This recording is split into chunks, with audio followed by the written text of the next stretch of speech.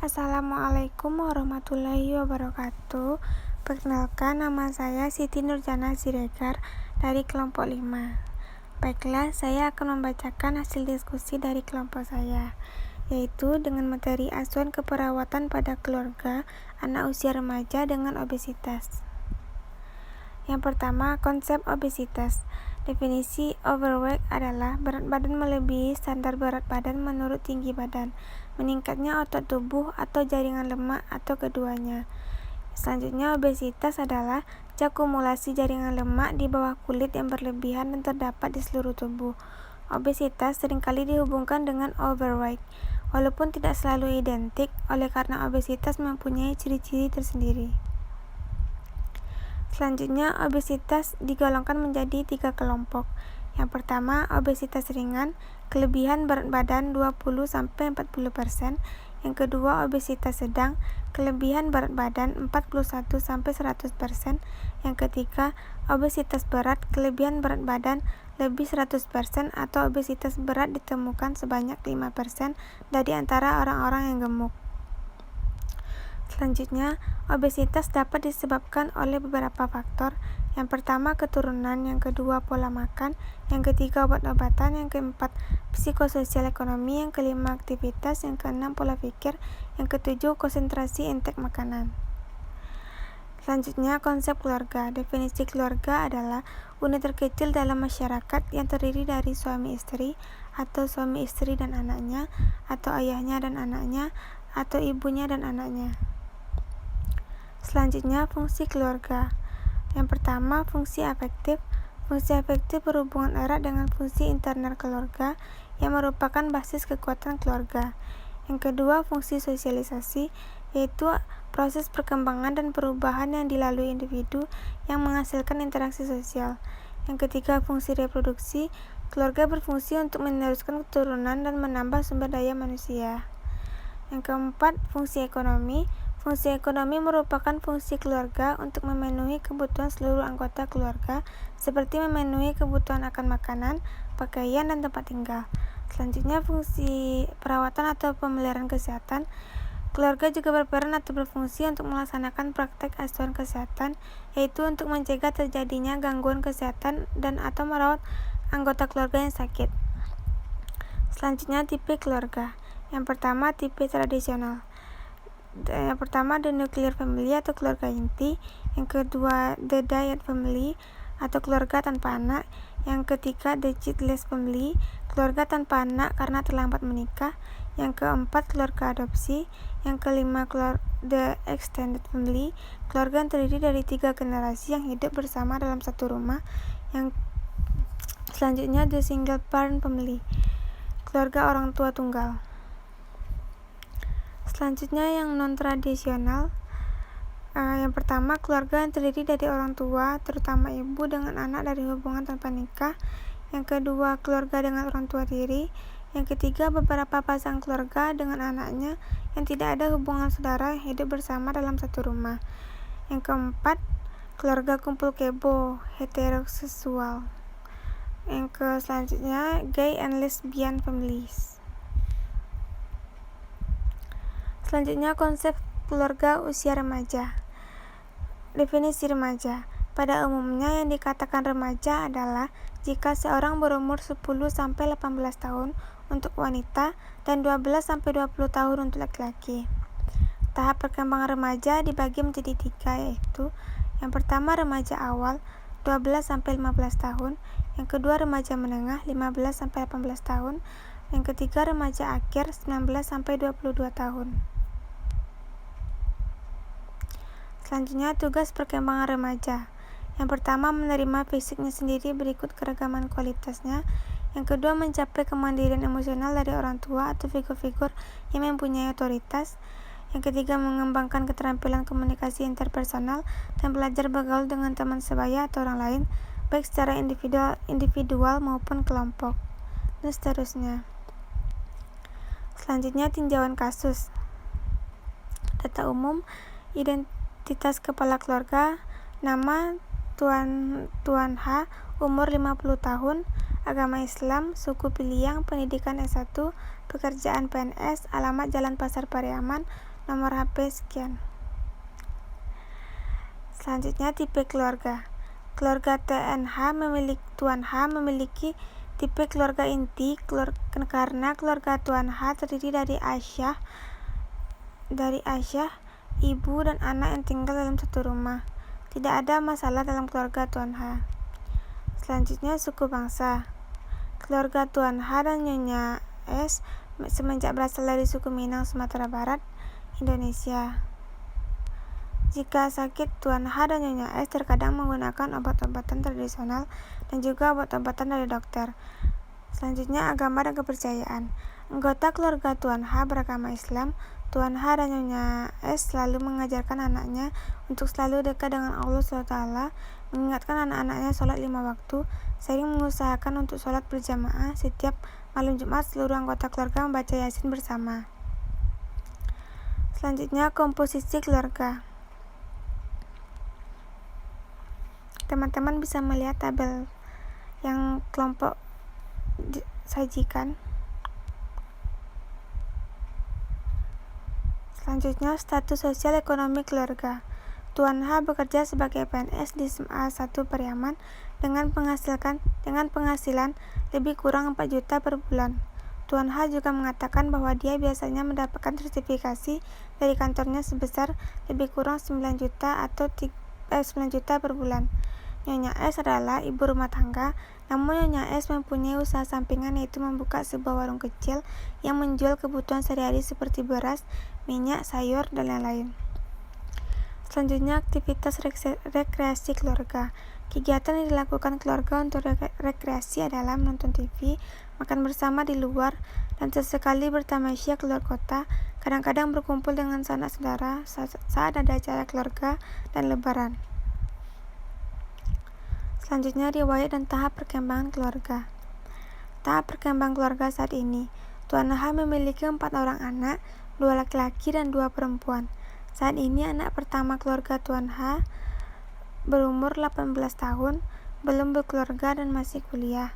Anak kedua Tuan H berumur 17, belum berkeluarga dan juga masih SMA. Anak ketiganya berumur 13 tahun, masih sekolah SMP, dan anak keempatnya berumur 11 tahun, masih sekolah SD. Selanjutnya, tahap perkembangan keluarga yang belum terpenuhi. Tahap perkembangan keluarga Tuan H masih belum terpenuhi karena Tuan H harus membiayai 4 orang anaknya. Anak pertama dan kedua Tuan H masih dalam tahap perkembangan keluarga dengan anak remaja. Yang saat ini anak pertama kuliah semester 2, anak kedua kelas 3 SMA, anak ketiga kelas 2 SMP, dan anak keempat kelas 6 SD, yang saat ini masih dalam tahap perkembangan keluarga dengan anak usia sekolah. Selanjutnya, riwayat kesehatan keluarga inti. Riwayat kesehatan keluarga saat ini, Tuan H memiliki kadar asam urat tinggi mulai 2016, infeksi saluran kemih mulai 2015. Selanjutnya, Nyonya S memiliki riwayat sakit MAH sejak SMP, namun sudah tidak pernah kambuh lagi. Anak yang pertama, Tuan H, pernah memiliki riwayat sakit MAH sejak SMP, namun sekarang sudah tidak kambuh lagi. Anak keduanya memiliki riwayat bronkitis sejak TK dan obesitas pada saat ini. Anak ketiganya tidak memiliki riwayat penyakit yang serius, begitupun anak keempat. Selanjutnya, riwayat penyakit keturunan. Orang tua dari Tuan H tidak memiliki riwayat penyakit serius dan tidak ada riwayat penyakit menular. Dan Tuan H juga mengatakan di dalam keluarganya tidak mempunyai anggota keluarga yang mengalami gangguan mental atau psikologis. Yang keempat, di mana biasanya keluarga membawa salah satu keluarga yang sakit berobat. Tuan H mengatakan bahwa dirinya dan keluarganya biasa periksa di pelayanan kesehatan terdekat seperti dokter daerah setempat.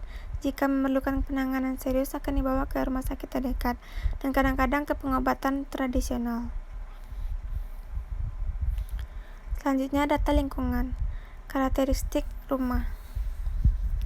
Rumah Tuan H petak, jenis bangunannya permanen. Teman-teman bisa melihat di sini karakteristik rumah Tuan H. Selanjutnya, karakteristik lingkungan dan komunitas yang lebih besar.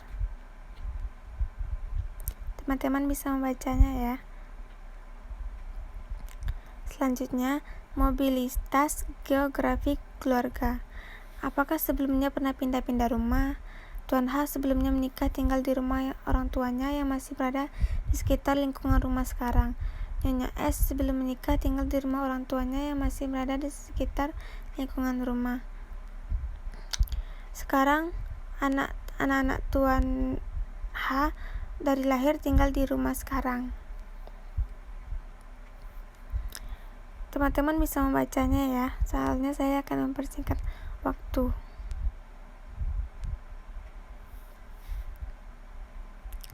Selanjutnya, struktur keluarga. Pola komunikasi keluarga. Bahasa apa yang digunakan sehari-hari dalam keluarga? Tuan H mengatakan di keluarganya biasanya menggunakan bahasa Jawa, walaupun terkadang bercampur dengan bahasa Indonesia. Selanjutnya, apakah anggota keluarga menerima kritikan dari anggota keluarga lain? Tuan H mengatakan dirinya selalu menerima kritikan istri maupun anak-anaknya. Selanjutnya, bagaimana pola komunikasi antara anggota keluarga? Tuan H mengatakan komunikasi antara keluarga terjalin dengan baik, saling bercengkrama, dan sering melakukan komunikasi. Selanjutnya, struktur kekuasaan keluarga. Jika anggota keluarga ada yang mempunyai perilaku menyimpang, siapa yang mempengaruhi untuk merubah perilaku tersebut? Tuan H mengatakan yang merubah perilaku adalah bersama-sama. Selanjutnya, siapa yang mempunyai kekuasaan untuk mengambil keputusan?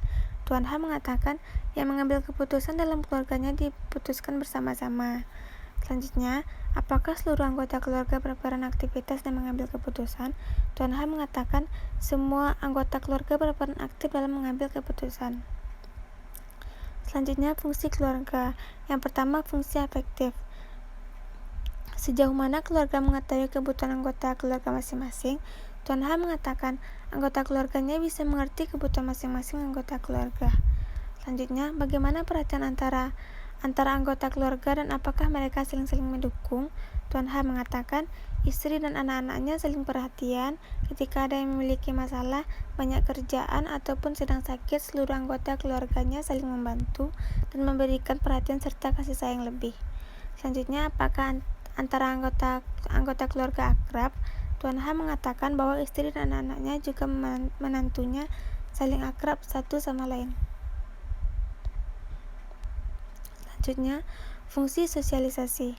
Apakah anggota keluarga aktif mengikuti sosialisasi di masyarakat? Tuan H mengatakan bahwa Nyonya S selalu mengikuti kegiatan sosial seperti PKK dan lain-lain. Apakah setiap anggota keluarga mempunyai hubungan yang baik dengan masyarakat? Nyonya S mengatakan keluarganya secara keseluruhan menjalin hubungan yang baik dengan masyarakat sekitar. Selanjutnya, fungsi perawatan kesehatan. Mengenali masalah kesehatan yang dialami. Apakah Tuan H dan keluarga sedang mengetahui tentang masalah kesehatan yang dialami saat ini? Tuan H mengatakan keluarga sudah saling mengetahui masalah kesehatan terjadi pada semua anggota keluarga, begitupun dengan pengobatannya. Jika ada anggota keluarga yang sakit, apakah keluarga segera membawa ke pelayanan kesehatan?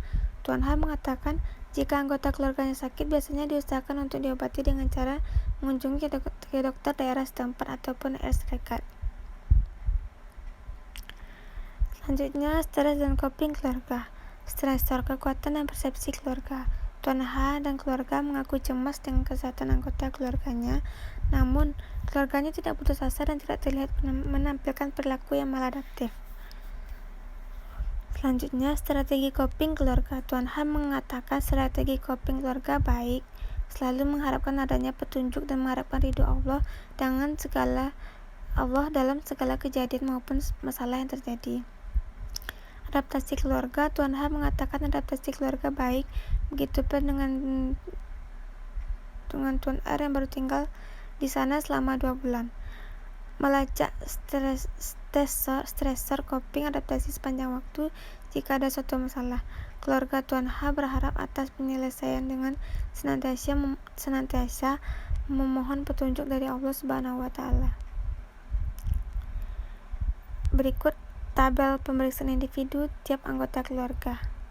Teman-teman bisa melihat ya.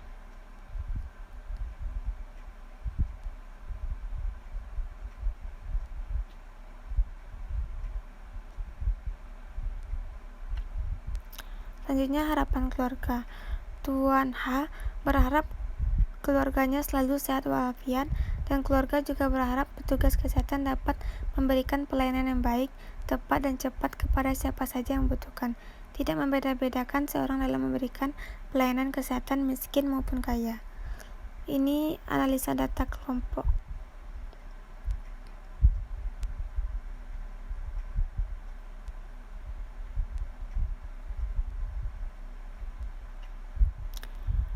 Jadi diagnosis keperawatannya yaitu yang pertama, berat badan lebih berhubungan dengan ketidakmampuan keluarga dalam mengambil keputusan pada anggota keluarga dengan obesitas.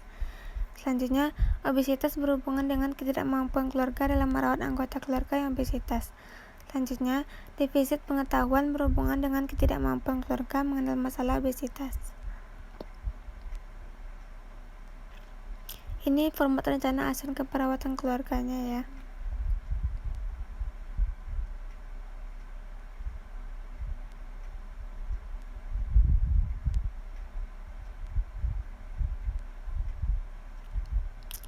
Terima kasih.